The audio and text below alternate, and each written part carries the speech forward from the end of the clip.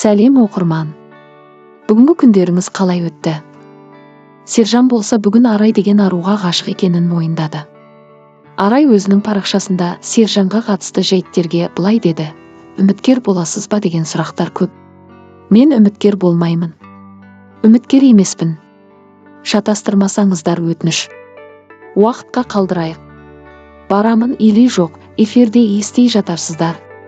Сержан екеуміз бірімізді 2020 жылдан бері ұнататынымыз рас. Қалғаны әрекетіне байланысты. Сержанды анандай мынадай деуге болмайды. Алланың пендесі басына жазғаны болады. Кеше келген үміткермен бірде бір кездесу жасамады. Үміткер ренжіген еді Сержанға. Айтуынша үміткердің Сержан әлі де үйленуге дайын емес, ал жігіт болса ақталып бастады. Анам екеуміз жалғызбыз, сол үшін де біздің үйге тез арада келін керек деп бір сөзін айтты. Қатысушылар қатты талқыға алды. Сержан бір жұлдыз ауруы ұстап алғандай, үміткермен бір кездесуге де жарамады. Осындай жайттер Сержанда бірнеше рет қайталануда деді. Сержан кішкене ашуға салынып, ішінен бір жарылғандай болып, басқа бір аруға сезімі бар екенін мойындады. Ол алдыңғы маусымда 2020 жылы жобада отырып Арай деген арумен бір танысып көрген еді, бірақ сол кезде екеуінен ештеңе шықпады. Сол кездегі бір жылуы сезімдері қалғанын мойындады, және де танысып көргісі келетіні анық болды.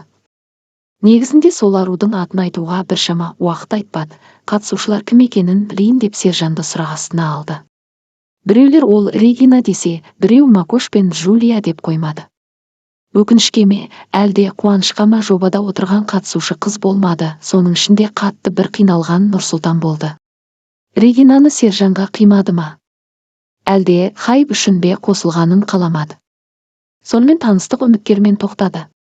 Ал енді Арайды айтатын болсақ, бұрын осы жобаның қатысушы болған еді, ал осы алдыңғы маусымда үміткер болып келген еді Айбатқа.